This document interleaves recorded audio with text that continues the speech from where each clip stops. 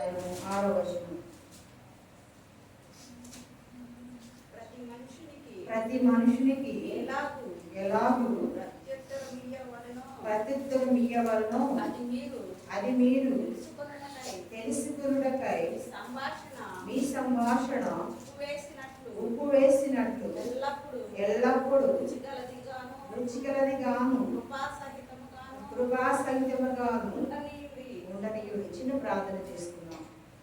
మహాపరిషుద్ధుడు మహోన్నతుడు స్తోత్రుడైన మా యేసు రాజానికి వందనాలు, స్తోత్రాలు నాయన. నేనేమిన భాగాల్లో ఉన్న శ్రేష్టమైన అది విలువైన అది ఘనమైన అది ప్రభు శ్రేష్టమైన మాధుర్యమైన మాటలు లేఖనాల్లో ఉన్న గొడు మర్మాల మాకు బాలపరిచయం వినగలిగిన చెవులు గ్రహించగల హృదయాలు అయా వాక్యానుసరంగా జీవించగలిగే భాగ్యం ధరించిన దయచేయమని నా బిడ్డలు మా ప్రాణాలుగానే యేసయ్య శ్రేష్టమైన పరిశుద్ధ నామములో వేడుకుంటున్నాము తండ్రి. ఇక్కడ ఉన్న చదువుకున్న వాక్య విభాగంలో ఏమని రాస్తున్నారంటే, ప్రతి మనుషుడికి ఎలాగో ప్రత్యుత్తరం ఇవ్వవలెనో అది మీరు తెలుసుకున్నకై మీ సంభాషణ ఉప్పు వేసినట్టు రుచికరదిగా కృపా సహితముగా ఉండనివ్వండి. ప్రియాతవచ్చేమా మీరు లేఖనాలు చదువుకున్నారు కదా, మీరు దేవుని వాక్యం మీద శ్రద్ధ కలిగి దేవుని మాటలు విన్నారు. వింటాడు ప్రతి మనుషుడికి ఎలాగో ప్రత్యుత్తరం ఇవ్వాలో అది మీరు తెలుసుకోవాలి. లోకస్తులు మాట్లాడినట్టుగా మనం మాట్లాడడానికి ఎందుకంటే మనకు ప్రత్యేక జనం, ప్రత్యేకించబడిన ప్రజలు, దేవుని సొత్తైన జనం, దేవునికి ఇష్టమైన బిడ్డలం. మన జీవితాల్లో మన సంభాషణ ఉప్పు వేసినట్టు కృపాసహితంగా ఉండాలి.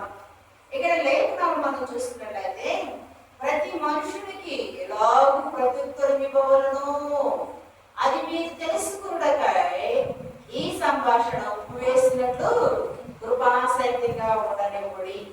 నా ప్రియ సహోదరి, ఇక్కడ దేవుని వాక్యం తెలియజేస్తుంది ప్రతి మనుషునికి. ఇప్పుడు మనం మాట్లాడతాం, కుటుంబంలో మన పిల్లలతో మాట్లాడతాం, భర్తతో మాట్లాడతాం, భార్యతో మాట్లాడతాం, అత్తమామలతో మాట్లాడతాం. ప్రతి మాట కూడా మనం మాట్లాడే మాట మన సంభాషణ ఉప్పు వేసినట్టు. నా ప్రియ సహోదరి, మనము రోజు అన్నం కూరలో రోజు వండుతున్నాం, అన్నం వండుతాం, కూర వండుతాం. కానీ ఉప్పు వేసిన తర్వాత ఆ కూర టేస్ట్ మనము చూస్తాం. అన్ని మసాలా వేసాము, అన్నీ వేసాము, ఒక ఉప్పు వేయలేదంటే దాని రుచి చాలా బాధాకరంగా ఉంటుంది, తినడానికి ఇష్టం ఉండదు. ఎందుకంటే అన్నీ వేసావు. కానీ ఇక్కడ మనం జ్ఞాపకం చేసుకుంటే ఉప్పు వేసినట్లు మీ సంభాషణ ఉప్పు వేసినట్లు. నా ప్రియ గవచునుమా, దేవుని మందిరానికి వస్తున్న మన జీవితంలో మన మాటలు చాలా శ్రేష్టకరంగా ఉండాలి, దేవునికి ఇంపైనవిగా, దేవునికి ఇష్టకరంగా ఉండాలి మన సంభాషణ. మనము ఈ ఉదయం అంతా ఏం మాట్లాడుతున్నామో నైట్ మనము ధ్యానించుకోవాలి, ఆలోచించాలి. ఎక్కడన్నా దేవునికి యుక్తమైన మాట నేను మాట్లాడేదా, నేను ఎవరితో సంభాషించాను, ఈ రోజు ఎలా ఉంది నా జీవిత శైలి, నేను ఎలా నడుస్తున్నాను, నా జీవితంలో నేను ఎలాగూ దేవుని మహిమార్పుకుంటున్నానని మనం పరిశోధన చేసుకోవాలి. ఇక్కడ జ్ఞాపకం చేసుకున్నట్టాడు ఉప్పు వేస్తే ఉప్పు వేస్తే కూర ఎంత టేస్ట్ వస్తుందో మన మాటలు కూడా అంత మాధుర్యంగా, అంత మంచిగా, అంత శ్రేష్టంగా ఉండాలి. దీవెనకరంగా ఉండాలి మన మాటలు. దీవెనకరంగా లేకపోతే మన మాటలో దోషము ఉంటుంది. విస్తారమైన మాటల్లో దోషం ఉండదు మన దగ్గర. దైవ గ్రంథంలో మనం చూస్తే ఇద్దరంటే యెహోవా యందు భయభక్తులు గల వారు ఇద్దరు మాట్లాడుకుని చుట్టగా యెహోవా ఆలకించారు. అంటే ఇద్దరు పరిశుద్ధులు, దేవుని యందు భయభక్తులు గల వారు మాట్లాడుకుంటే పరిశుద్ధాత్మ దేవుడు, పరమంతున్న దేవుడు వారి సంభాషణ వింటాడు. మనం ఎప్పుడైనా ఎవరితో సంభాషణ చేసినప్పుడు కూడా మన దేవుడు మనం వింటున్నాడనే సత్యాన్ని మనం గ్రహించి మనకి ఏది మేలు, ఏది శ్రేష్టమో అదే మనం మాట్లాడాలి. మనం మాట్లాడేటప్పుడు ఒకటి చెప్పాలి, ఇది అవసరమా, ఇది మాట్లాడడం ప్రయోజనం ఉందా అనేది మనము ఆలోచన చేయాలి. ప్రయోజనకరమైనవి, దీవెనకరమైన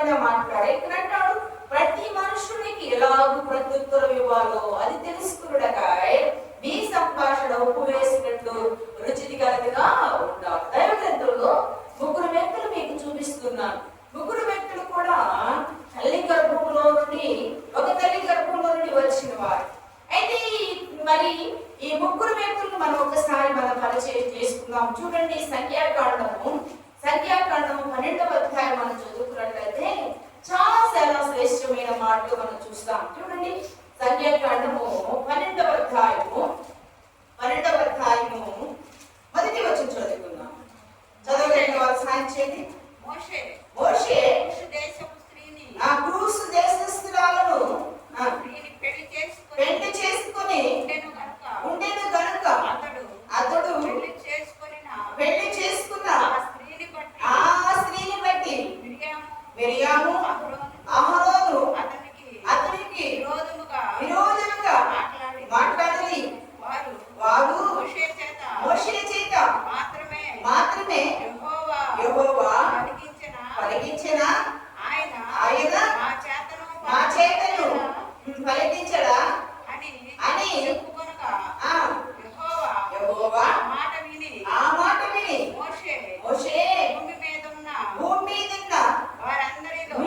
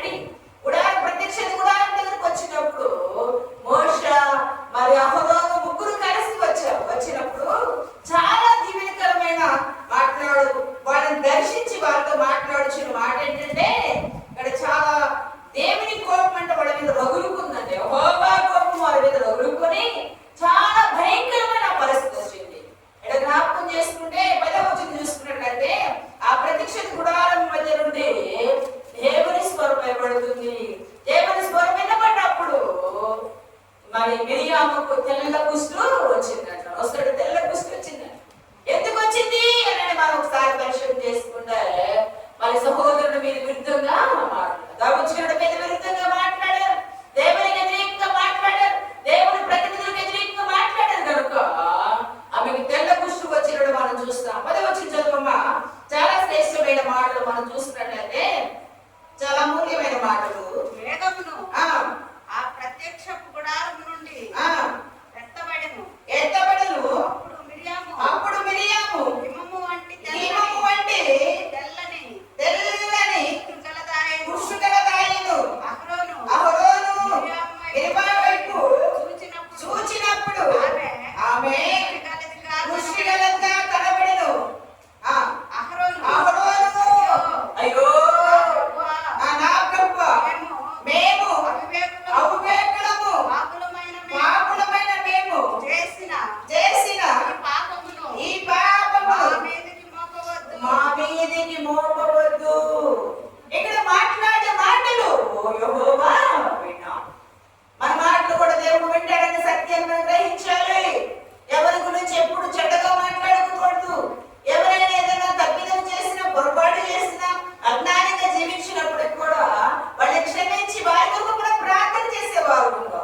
ఇక్కడ ప్రార్థన చేయకపోగా విరుద్ధంగా మాట్లాడారు, వ్యతిరేకంగా మాట్లాడారు. మరి మోషే భార్యను బట్టి, సిపోరును బట్టి వాళ్ళు వ్యతిరేకంగా ఎప్పుడైతే మాట్లాడారో బలవంతున్న దేవుడు విన్నాడు. విని దేవుడు వారి ప్రత్యక్షత గుడారం మీదకు పిలిచి వారితో మాట్లాడుచు ఆయన మేఘమై పైకి వెళ్ళిపోతున్నప్పుడు చాలా భయంకరమైన పరిస్థితి ఎవరికి వచ్చింది? మిరియాముకు వచ్చింది. మిరియాముకు దేవుడు అంటే తెలియదా? తెలుసు. దేవుని ప్రవక్తి, దేవుని ఎందుకు భయభక్తులు కలిగింది. చిన్నప్పటి నుండే చాలా క్రమానుగతంగా పెరిగింది. కానీ దేవుని విరుద్ధంగా కాని మాట అన్నందుకు భయంకరమైన పరిస్థితి వచ్చింది. ఇక్కడ జ్ఞాపకం చేసుకుంటే వెంటనే చాలా 13వ వచనం చూసుకుంటే మోషే ఎలుగెత్తి ఏడ్చి అయ్యా దేవుని పాదాలతో పట్టుకొని ప్రార్థన చేయగా చాలా బాధాకరమైన విషయం ఏంటంటే నీ తండ్రి నీ ముఖం మీద ఊసిన తర్వాత నీకు స్వస్థత దొరుకుతుంది. నా ప్రియ సోదరి, మన జీవితాలు మనం ఎలా ఉన్నాం? దైవజనుల గురించి మనం ఏం మాట్లాడుకుంటున్నాం? దైవ సేవకుల గురించి ఏం మాట్లాడుకుంటున్నాం? మన ఇరుగు వారి గురించి, మన పొరుగు వారి గురించి ఏం మాట్లాడుకుంటున్నాం? మన సంభాషణ ఉప్పు వేసినట్టు కృపాసధికంగా ఉండకపోతే దేవుడు చూస్తాడు. ఏమైతే అదే పంట కోస్తావు. దేవుని సంగతి మన నోటి మాట చాలా శ్రేష్టమైనది. అందుకంటాడు దేవుని వాక్కులో చాలా శ్రేష్టమైన మాట అంటాడు. ఏమంటే నాలుగు జీవమన్నా కోరుతుందంట. నాలుగులో జీవం ఉందంట, మరణం ఉందంట. మనం శ్రేష్టమైన మాటలే, మంచి మాటలే మనం మాట్లాడాలి. ఇక్కడ మిరియా మాట్లాడే మాటలు బట్టి కుష్ఠుని సంపాదించుకుంది. కుష్ఠుని సంపాదించుకున్న తర్వాత ఎలుగెత్తి యెహోవాకు ప్రార్థన చేస్తాడు.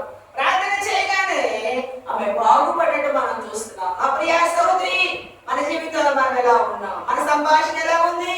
మన సంభాషణ దేవునికి మహిమార్థంగా ఉందా? దేవునికి విరుద్ధంగా ఉందా? ఒకవేళ అలా ఉంటే దేవుడు ఏమాత్రం ఇష్టపడడు. ఎందుకంటే నీ నోటి ఫలాలను బట్టి నీకు తీర్పు జరుగుతుంది.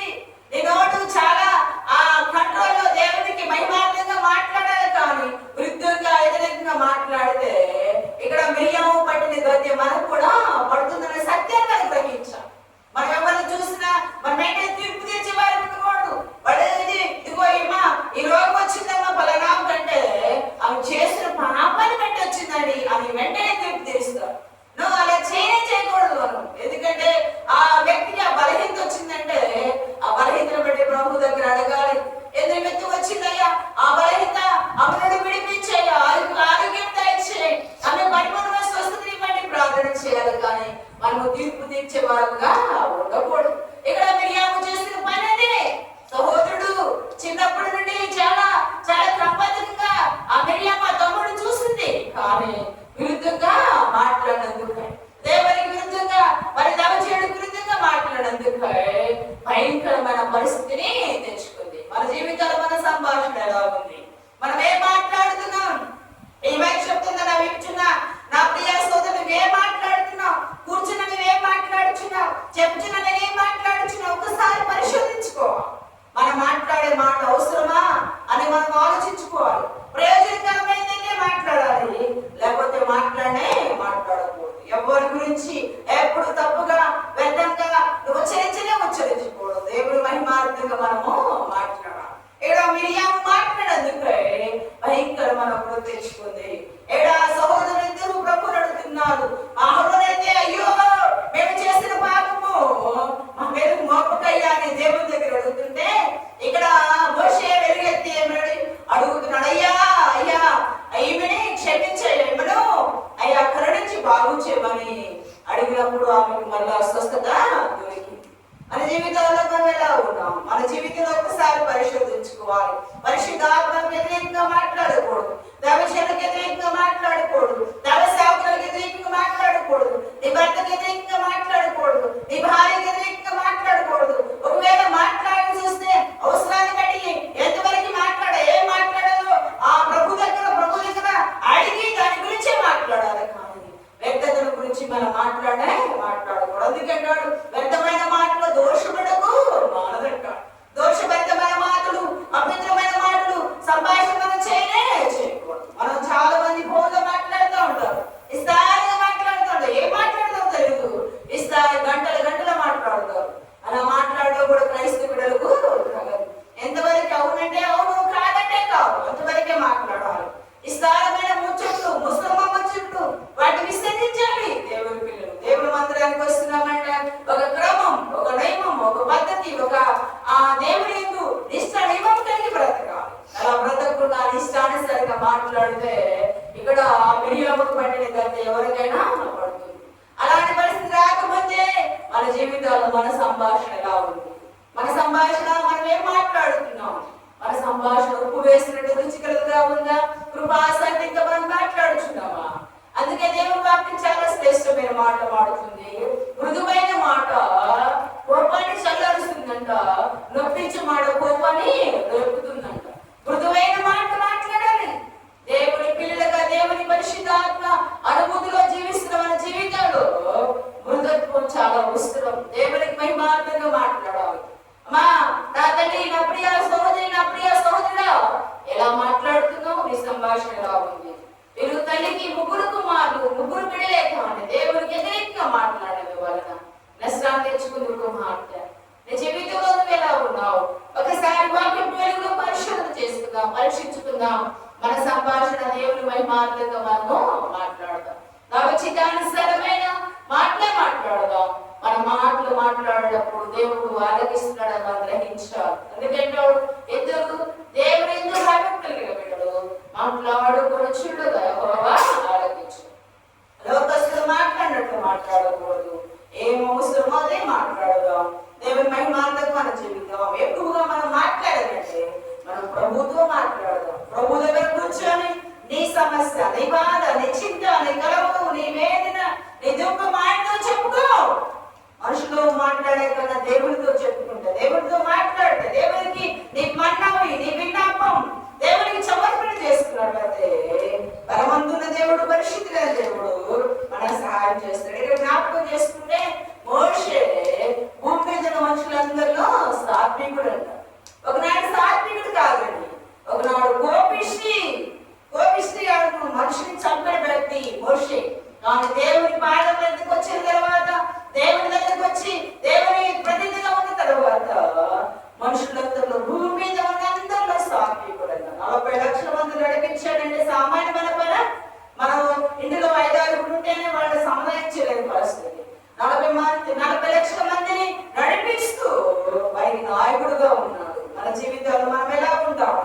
దేవుని ప్రతినిధిగా, దేవుని పిల్లలుగా ఉండాలంటే ఆయన దృష్టిలో మనం సాత్వికులుగా ఉంటాం. దేవునికి ఇష్టమైన బిడ్డలు ఉండాలి. ఇక్కడ జ్ఞాపకం చేసుకుంటే మోషే ఇల్లంతటిలో నమ్మకస్తుడు, నమ్మకం. ఒకటేమంటే సాత్వికం, రెండోది నమ్మకం.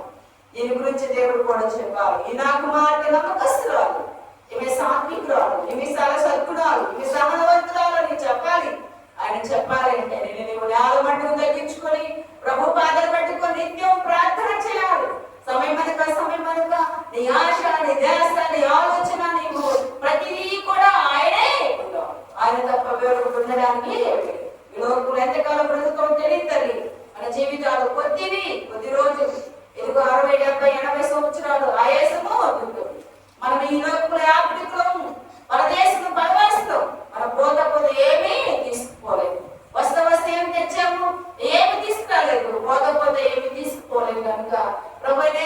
దేవుడికి తెలియజేస్తున్నాను.